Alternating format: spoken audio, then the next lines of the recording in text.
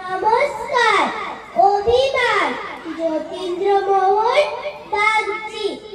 বাবা নাকি যাবেন চলে আবার কলকাতাতে।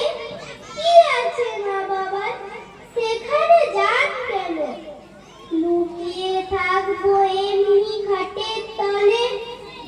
বাবা যখন ডাকবে ভুলো বলে, বিষ্ণে বলে গেল খুঁজতে যখন রাত্রি হয়ে যাবে। ঘাটে তখন নৌকা কোথায় পাবে? তবু যদি জান্না টেনে চলে, এমনি কেবল কাঁদবো বাবা বলে। এমনি সে জ্বর হবে, কিচ্ছু ওষুধ খাবো না তখন।